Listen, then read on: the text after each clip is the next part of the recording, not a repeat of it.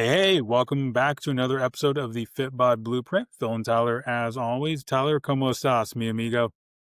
Doing really well. How about yourself?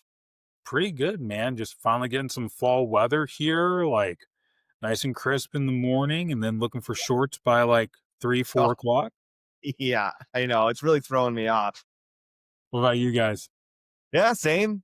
Just getting into that swing of things. Fall, Thanksgiving already. Got Halloween coming up. Wayne's really excited about dressing up and getting some candy. So yeah, no, everything's going well. What, Trampoline's coming down today. man? Just kind of getting everything winterized. Nice. What did Quinn pick out for her Halloween costume? She's gonna be a witch. There's Ooh, a yeah, like, so there's a book called Witch on a Broom or something. It's a really cute book, and that's what we're going as. And then Riley's gonna go, like, there's a dragon in it, and she's gonna go as the dragon. okay, Yeah, very cool. Are yeah. you guys doing any like mom and dad costumes or anything? No, that's about the extent that we will do is just those two. Okay, okay. Yeah, Yeah, Jesse picked out the blue, like original blue Power Ranger. nice, So I was nice, like, hell yeah. class. Hell yeah. Yep. Yeah, Billy, remember that? yeah, Um, and then Ellie found it's like this unicorn princess type yep, thing. Like I don't, it's not a character of like anything established, but she saw it. She saw a unicorn. She saw a princess. She saw pink. Sold. obvious. I mean, duh.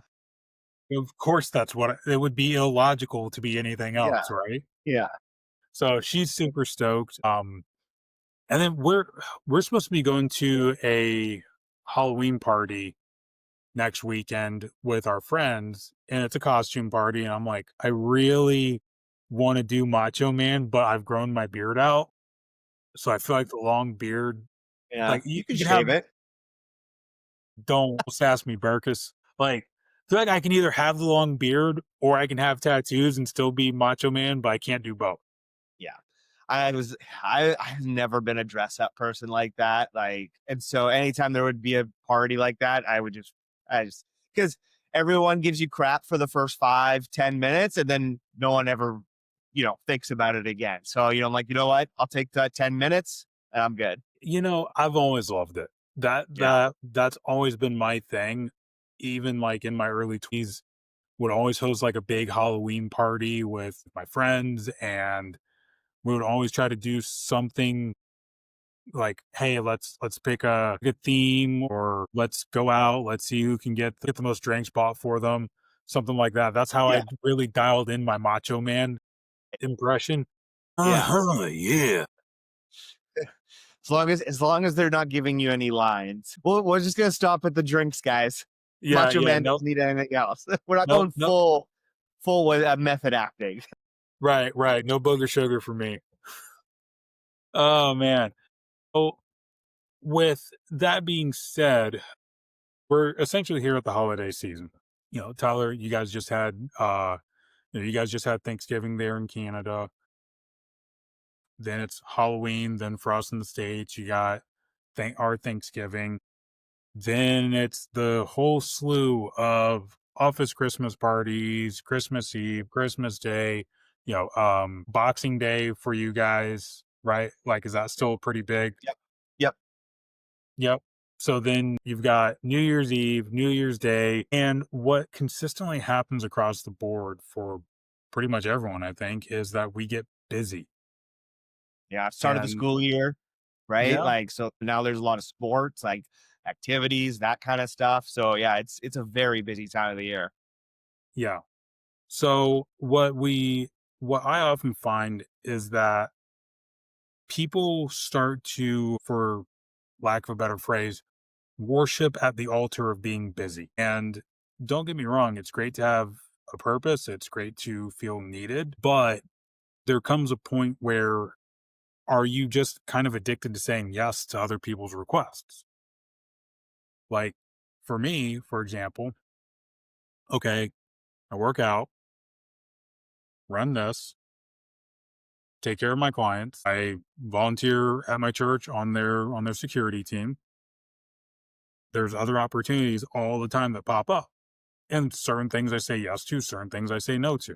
Like we did a we did a big gift wrapping event last month at our church because there's a person who runs a nonprofit called a Soldier's Child, where they make sure that kids whose parents have, who are no longer with us, either in the line of duty or after coming home due to PTSD, they're no longer with us. His charity makes sure that these kids have a couple of birthday presents to unwrap on their birthday, and they always have a couple of Christmas presents to unwrap.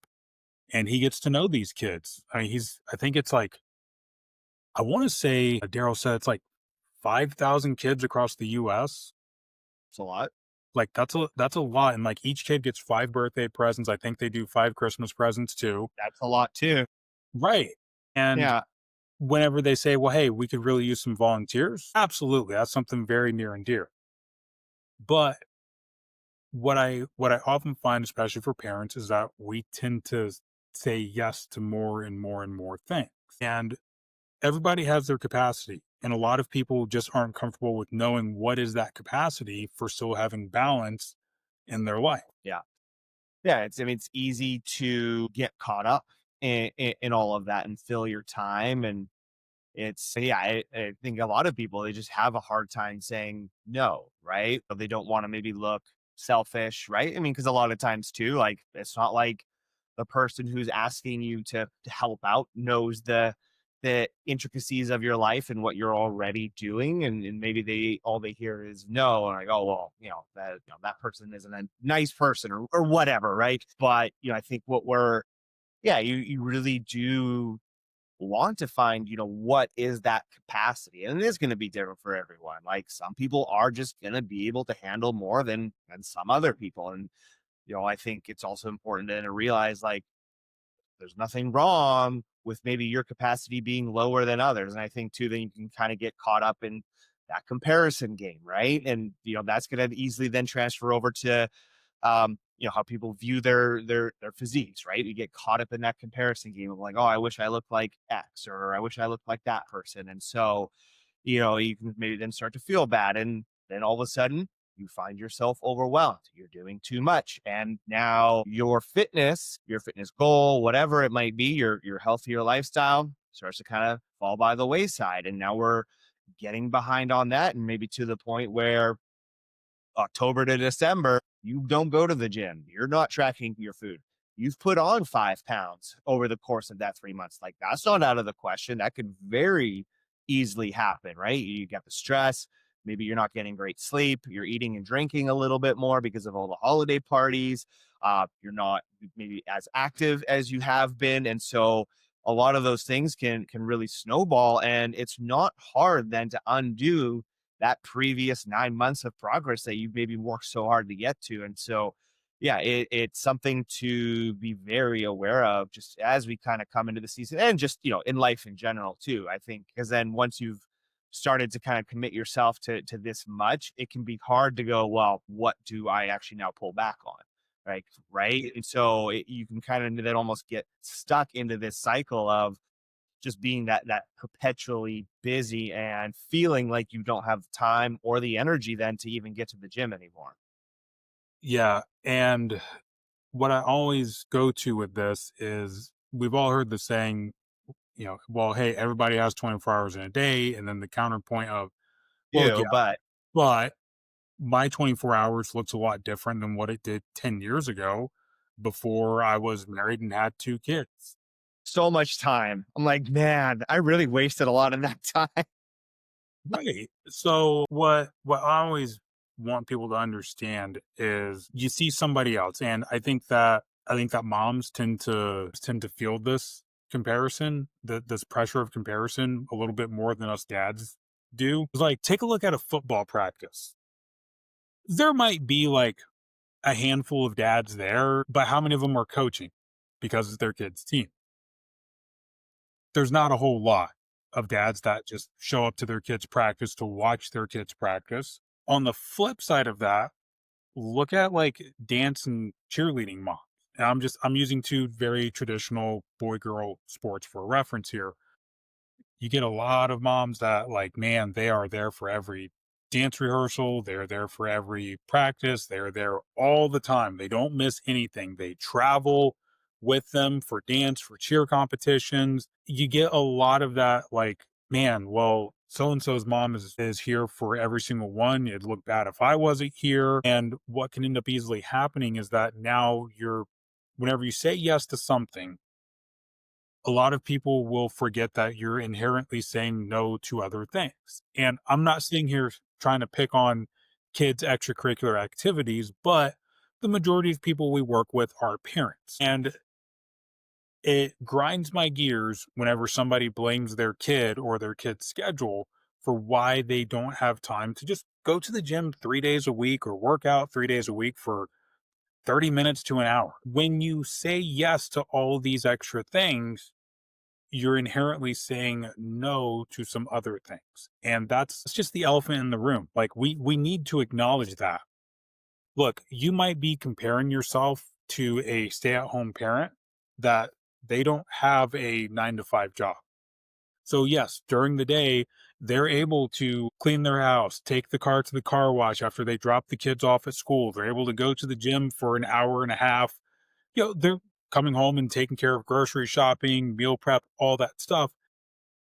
And then you're worried about comparing, well, I just worked 8, 9 hours. Plus, I had to still get the kids ready for practice, for whatever, and get them to practice on time. And then I got to stay here because what am I going to do? Leave, barely maybe make it to a gym. And then what happens if there's traffic or something on the way back? And now my kid's not there. Like you, you've got to acknowledge that, look, if you're going to make that time for whatever it is, that you are inherently blocking that time out for other things.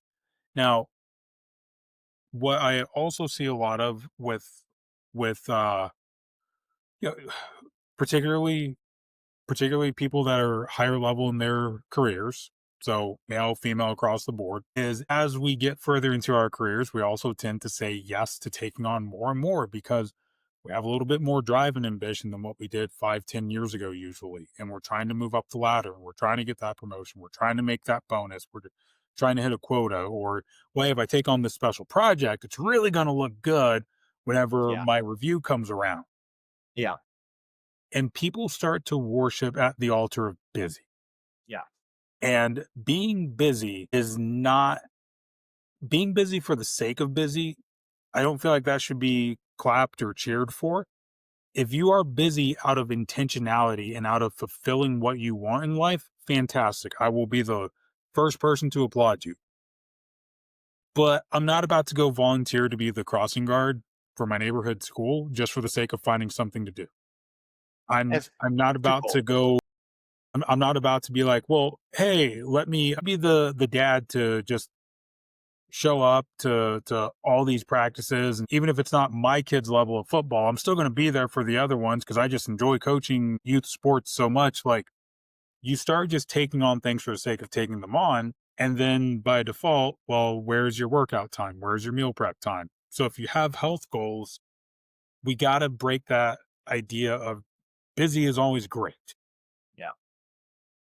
Yeah. And, even if you do start to end up maybe taking some of those things on, and that is something that you enjoy doing, you still then like have to prioritize those fitness goals. So maybe you are having to just kind of relook at your schedule. Like, okay, like if I am taking this on, like be I guess the good word like you mentioned is intentional, right? Like if you are intentionally getting busier, well, be intentional then about changing your fitness schedule into like, how am I still going to fit this in? And I think it's important to note that like there can and will be seasons of that flexibility. So if you're intentionally going to be a bit busier from October to whatever, January, for these next kind of 4 months, you're like, hey, I'm going to take some extra stuff on.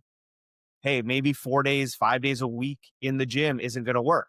Okay, let's maybe do 2 full body workouts and then still try and get my steps in. Or maybe the stuff you are taking on is a little bit more active. You are on your feet a little bit more. Okay, I don't have to do maybe some dedicated cardio right now. And I'm just going to get my 2 full body workouts in a week. I know it's for a shorter period of time. And then as things start to come back off and I'm a little less busy intentionally, I can then now bring back into those 3, 4, 5 days a week. Like a lot of times, working with parents and clients, a big excuse that you'll hear is like, well, I'm just too busy right now to do it the way I want to do it. Well, you know what? I'm sorry. That doesn't hold water, because if you can't learn how to be flexible, and yes, it sucks that maybe it's not how you would like it to be, but that doesn't mean that we need to stop. We can be flexible with what that's going to look like. Yeah, it sucks. I get it. But is doing nothing better than even doing a little bit? In my view, no. Like there's always going to be a solution, right? Like anytime, like I've got a solution for pretty much anything. And if that one doesn't work, guess what? I've got 6 more that we can go and try. And it's going to be, you're going to have to, kind of work through some of that suckiness of, I wish it was a little bit better. I wish I was going 3 days a week and tracking everything 100%. But hey, you know what? If wishes were fishes, or whatever that saying is, fishes were wishes. And so, yeah, I do definitely think that like we can very easily get caught up in just being busy for busy's sake, and feeling like we have to do that, certainly with the rise of social media and grind culture. I think it's always been there, but you're exposed to it more now. It's hard to feel like being content is okay, and being content to not do so much, and not feel like you're lazy. I get it. I feel the same way of like every minute of the day I'm like, I feel like I should be doing something, right? Whatever that is. Like something needs to fill my Were time. were you allowed to just have I'm curious about this because I'll give my answer. Whenever you were growing up, were you allowed to just kind of be doing nothing? Yeah, I mean, like I was a fairly busy kid anyways. Like I played sports year round almost, like hockey was usually 5 times a week. And then I would play other sports throughout the year. But I don't know, like it was just play though, like I think a lot of times it wasn't necessarily time to do nothing.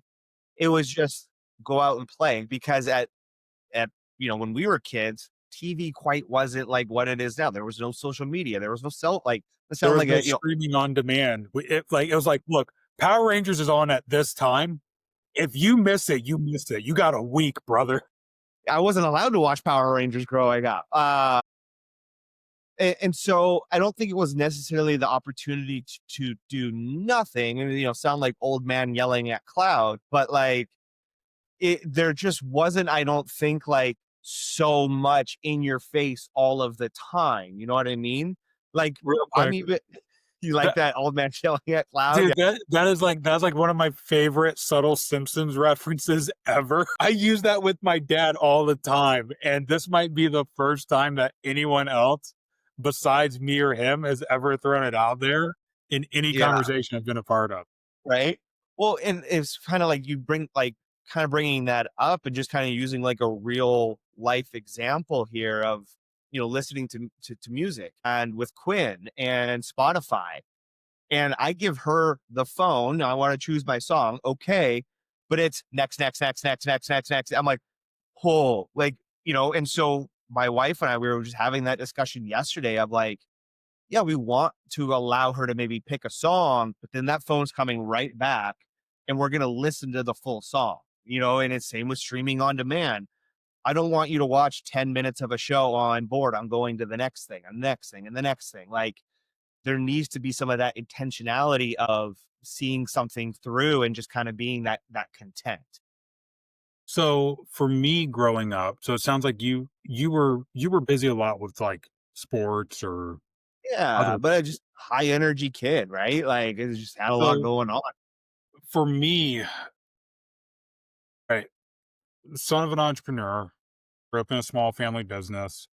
Like my dad started the business whenever I was 6, and we also lived on a pretty decent sized family property that it was my well, you've been out there, but it's my parents, then my grandmother, then before my sister built her house on the back part of the property. I mean, it's like a 3.5 acre field, and my parents' land is like an acre and a half. My grandparents' land was like 4 acres, and then there's also the 3.5 acre field. So it's like, yo, we've got almost 10 acres to have to take care of on That's a a lot. weekend. I have a backyard and a front yard, and that feels like a lot. Well, dude, So Florida, it's yeah, like perpetual. It's growing season 9 months out of the year for grass. So between taking care of that property, which we also had chickens, we had ducks, we had at one point a goat. Like, it took some work. We had gardens, we had vats that we would compost and get worms out of. We had ponds that needed to be taken care of and cleaned out, and there was a lot at any given point, right? Because also citrus trees are a massive pain in the ass to properly take care of, and they in Florida they do get inspected once a year.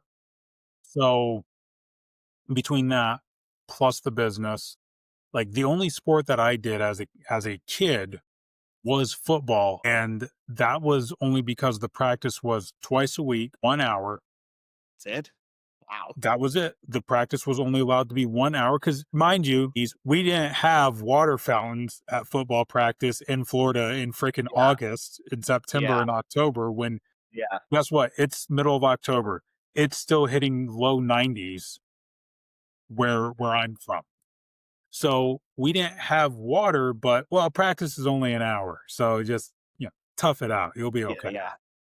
Well, for me, if I wasn't doing homework and it wasn't a football practice, it was, hey, come help out in the shop. Whenever that was done, it was, hey, it's finally cool enough now in the evening. We're going to work on mowing some of this. Okay, now it's time for dinner. Just for like 30 minutes after dinner, watch TV, get a bath, go to bed, wake up the next day. Saturdays were not watch cartoon days. It was wake up, eat, go to the field to finish football season, play. And if it wasn't football season, then I basically just picked up where football ended. Was time to time to get on the mower, time to take care of this place. So for me, like I struggled with this almost guilt of not being busy for a long time, because whenever I moved out, I intentionally moved into a townhouse because I didn't want to mow a fucking blade of grass. Yeah. Like like I'm I'm so good. I've yeah, I've I'm so mowed glad for I'm doing the last mow of the year today. I'm like, "Oh, thank God." dude, I think I've got like one more left. Like I just mowed on Monday. I think I got one more left in like another week or two. But you know, I think that our generation of millennials we're probably like, and maybe like a little bit like older Gen Z, but I feel like we're the last ones where it was just constantly push of like, you've got to be doing something. You got to be. What do you mean you're not busy? Like, man, I'm working on this project at work, and then Yeah. I'm also coaching my kids' school, and then I'm also doing this. Plus, I just signed up for whatever. Like, I have an amazing client that he coaches his daughter's softball team. Well, whenever it's softball season, it's three nights a week of practice. The field is 30 minutes away. So you got to get there you got to leave 30 minutes early. Then you got to get there. You got to set everything up. You got to coach practice. You got to break everything down. Like, it's easily adding on 3 hours onto his day 3 times a week. But then because his daughters luckily they're in the same age team, he still has to be there early on Saturdays. And like his entire Saturday is pretty much just softball. Now, whenever this first started, I said, well, hey, we've got to adjust your goals. We've got to adjust your training program. We can't be actively trying to do all this cardio for a cut. He's somebody who responds exceptionally well to cardio. So we can't be trying to do all this cardio plus you're trying to do this.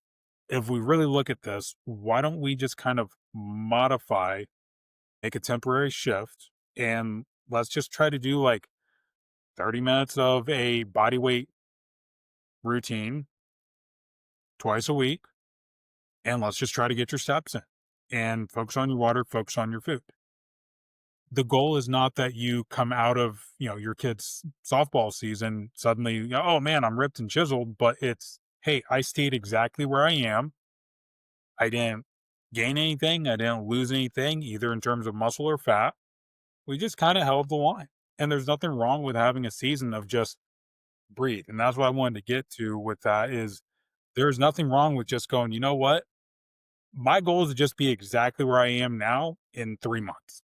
And if you can do that, like what I often try and tell people, like in this type of situation is like, one, if you can hold just like that for whatever, 3, 4, 5, 6 months, you can do something that 98% of people can't do.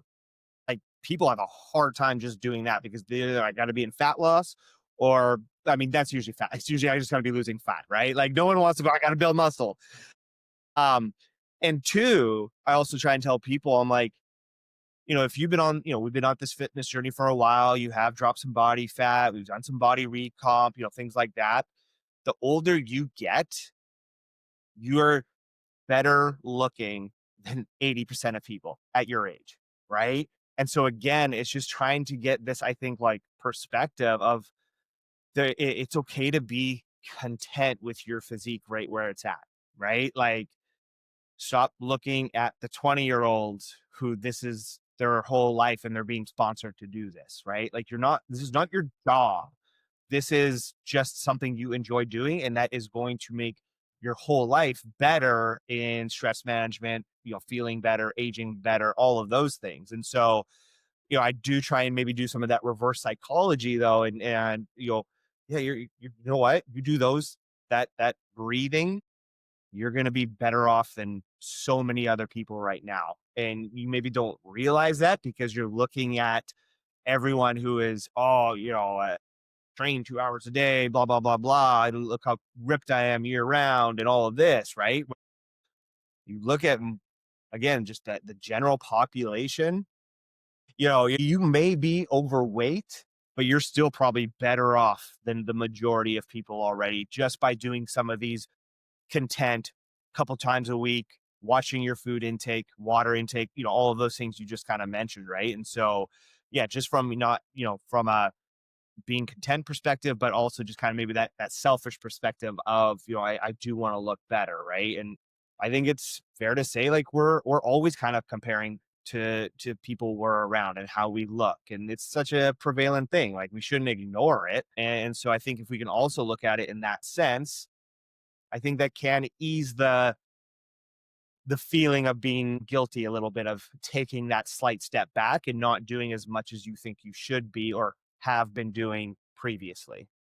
And I think that also ties into just a nice gentle reminder, right? Of it's cliche, but cliches are there for a reason. Comparison is the That's a thief of joy. cliche. No, comparison is the thief of joy. So if you're going to compare yourself, don't compare yourself to somebody else. Compare yourself to you. Like, okay, yeah, I've got another client that it's seasonal for him, but he sings in a chorus, and that means on Mondays there's practice during certain times of the week. He knows that, so he adjusts his training schedule for it because he says, "Well, hey, it's important to me that I do this. So let's make sure that if we're going to compare, like, well, what was Monday look like whenever it's, rehearsal season versus whenever, hey, you know, summer's here or winter's here and, take a little bit of time off. You can't compare the Mondays because they're two different demands, or I've got another client that, again, seasonality of his job is he will be traveling for up to a month. He's basically gone for a month. He's home for a month and then he's back out traveling, he's away from home for another month. It's 1 month on, 1 month off. With him, a lot of what we had to kind of shift around is like, look, whenever you are whenever you are out on the rig, because he works on an offshore rig, whenever you are off on the rig, the first time that we do this, it's not a matter of are you making the same progress as what you would at home? Of course you're not, because you're working 12 hours on, 12 hours off while you're on the rig, and you're working that for 4 straight weeks. What I care about is the first time that the first time that we had a connect call before he went. I was like, "This is about how do you do things different compared to every other time that you've Yeah. had this 1 month on the rig?" Yeah. Okay, then the second month came around, right? So it was like, all right, let's lose some body fat, then let's hold for a month while you're on the rig. Then let's lose some body fat, and then let's hold for a month while you're back on the rig. Now, this second time, it was let's compare it back against that first time. Hey, you recognize some areas where there was maybe a couple of breakdowns. You didn't bring enough protein powder for making your shakes, or you didn't bring enough bars, or hey, you forgot to bring your multivitamin. Now we've learned from it each time, and let's make sure that what we're focused on is just each time that you're offshore, you're doing a little bit better than the last time, but we're still having the goal of let's hold. And he's someone else that it was like, dude, you get 1 day fully off, you get one full 24 hours off while you're on the rig. Don't try to just pack that 24 hours. Rest. Whenever you're done with your 12-hour shift, let's just do 30 minutes twice a week. Let's do like 30 minutes on the one full off day. But let's not try to suddenly, well, it's my off day. I need to get 5 hours worth of training in to make up for zero during the week. Like that was something he had Yeah. tried before. It's like, Yeah. look, this isn't sustainable. So again, just people will start to pride themselves on being busy. I do kind of hope and wonder, is that like our generation or older Gen Z, like we're the first ones to start breaking it and realizing like busy for the sake of busy isn't good. Busy whenever there's intentionality behind it though, and it's fulfilling and it's not detracting from other areas of your life. Okay, awesome, sure. But let's not worship, man, that guy's so much busier than me. He must be better than me. Not the case. That person could be absolutely miserable. I'd rather be happy and bored than, well, I have all these people who need me, and I'm constantly busy and I never have time for myself. So now, well, I can't work out and I don't really have time to track my food. So I'm hitting up a McDonald's. Like, busy could be why you're in a bad spot with your health in the first place. Yep. Slow down. Yep. Yeah. And, can think of, uh,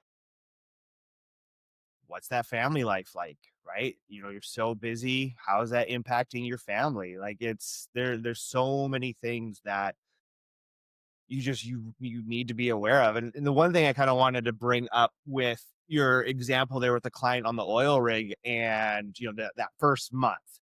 So many times going into something like that, it's an experimentation, right? Like we don't know what's going to work well, what's not going to work well. We can have an idea and there's going to be things that we're going to try, but that's it, we look at it as data collection. Like let's try and be like very objective with it and not let those emotions completely run rampant of that negativity feeling of like, hey, we're collecting data here, like this is what we're doing, we're going to try these things. Did it work? Yes. Awesome. Let's do it. What didn't work? Like you mentioned, oh, I didn't bring enough protein. All right. Now we know next time we got to bring a little bit more protein. That's a data point now that we have that we are going to be able to use now to our future hypothesis of what's going to work well. And I know it's not like a true hypothesis, but you know what I mean, right? So a lot of times too, it's yeah, we're going to go, hey, here's a few things that we're going to try. I think there are though like things that can be very tried and true for a lot of people of, if you're doing travel, hit up a grocery store, there's going to be pre-baked, most hotels come with a fridge, get some chicken, some ground beef or some Greek yogurt, get some fruit, right? That can sit out, those types of things. Most gyms or most hotels have a gym, right? I talked with one guy, he travels fairly often and most hotel gyms are crap, and like, okay, well, we can make this work. Or ask your company. A lot of companies will pay for maybe a drop-in pass at a local gym, like, because it could be part of their health package, right? And so, it's just then starting to explore how are we going to make this work? How are we going to put the pieces of this puzzle together so that we can just continue to move forward, even if we're quote unquote staying right here and maintaining, I still see that as making progress, right? Because we're managing a very busy part of that life and still prioritizing our health, no matter what that looks like, whether it's 2 days a week from 4 days a week, whether it's going to portion control from tracking food for a period of time. Like there, that's still moving forward. We're just bobbing and weaving with the way, the punches that life is throwing us. 100%, man. All right. So we're going to move on now. I think you're going to like this. Okay. We're going to do blind rank again, Okay. but we're going to blind rank. You're going to blind rank goalies from the last 10 Okay. years. From the Last 10 last, years. oh, so improved on it from last time. Okay. Yes. See, we experimented and now we're making it better. Exactly. We make it Action. better. All right. First up, Okay. I'm Connor Hellebuck. gonna go 4. That's what I was going to go as well. Yeah, like, I mean, great regular season goalie, but just has not gotten it done in the playoffs. And so it's like, yeah. All right. And he hasn't won, like, I don't think he's won a gold medal yet either. I mean, granted, NHLers haven't been in the Olympics for almost 10 years, but I mean, didn't win I guess was it Hellebuck in the Four Nations this last? I think it was, or was it Ottinger? I can't remember. But I'm going with 4. I'm gonna go 4 as well. They're really good. Really, really, really good, but not my top 3. Yeah. All right. Next. Ooh, my boy. Big Cat Andre Vasilevsky. Cool.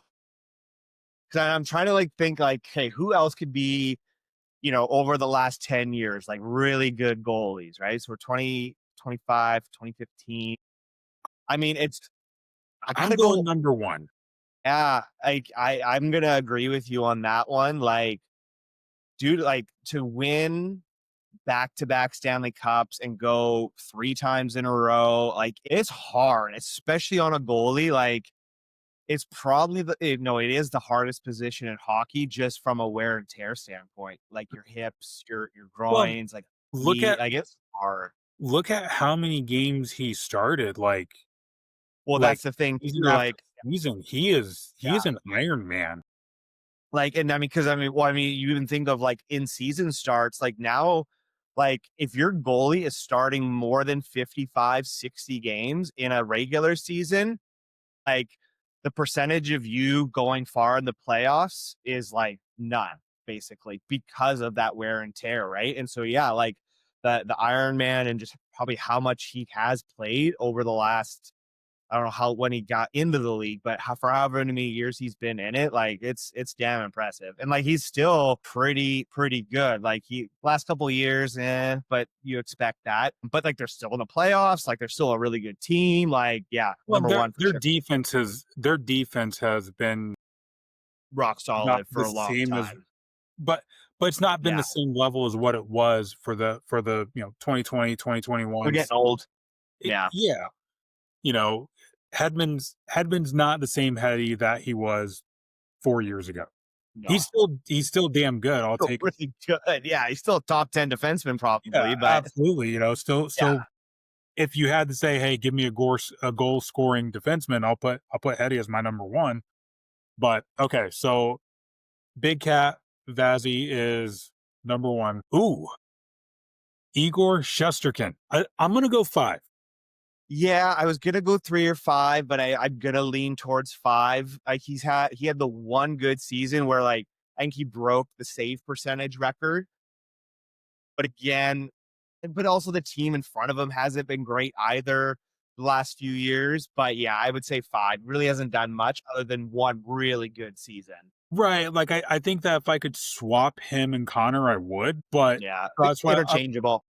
like, okay, I got some other names in mind. That's why But I'd rather save yeah, 2 and 3. So yeah. I'm But gonna I go. mean, Hellebuck. Yeah, but I mean, Hellebuck did win the Vezina and the Hart Trophy last year, which for a goalie to win the most valuable player, like that's and I mean Vezina, yeah, but like that's pretty impressive. So I would stick with Connor at 4, Igor at 5. True. You know what? Solid point. I Yeah. I tip my invisible hat. Thank you. All right. We got 2 spots remaining. Carey Price. Jeez. I mean, he never won a cup, so like it's hard to put him at 2. I would be curious to see who the next name is though, because again, it could be an interchangeable. Like the Canadian in me wants to put him at 2, and like he's just kind of by all accounts, a great guy, great teammate, kind of just an iconic goalie, right? Played for Montreal, all of those things, and but he's actually plays for San Jose now. They traded for his contract recently. His contract is still going. I'm going 3. I'm going 3. Yeah, nostalgia wants to put 2, but 3. I get it. So, I'm curious if the last one's who I think it is. It's who I thought it was. You wanna take a guess? Is it Bob? Marc-Andre Fleury. Oh man, 2 That for sure. That's a really good 2. That's a really that like. I mean, him and Vazzy could like again interchangeable, but that's a really good 2. Like that guy's awesome, and I yeah, mean, that's an that's amazing goalie. that's absolutely it. Because I was trying to think, I was like, "Okay, when did Holmquist retire?" And I'm like, Yeah, so yeah, Andre Fleury was exactly who I was holding out for. 2. Like, okay, if I've got like top 2, like before we started, I'm thinking top 3, I'd have to for sure put Vazzy in there if he's on there. Marc-Andre Fleury has to be top 3. I was like, all right, that leaves room for someone else. So I'm Nope, very that's good. happy with this order. Very happy. I feel like we did a really good job this time around. I think we kicked the shit out of that blind I rank. agree. I agree. That was a good one. That was a good one. All right. Well, as always, thank you all for listening. Please be sure to like, share, subscribe, leave a comment. If you have any topic requests, please let us know. And you can always head over to fitbodinstitute.com. You can request a free 30-minute metabolic consultation with either of us, as well as we now have a macro calculator on our website. So check that out. Until next time, see ya.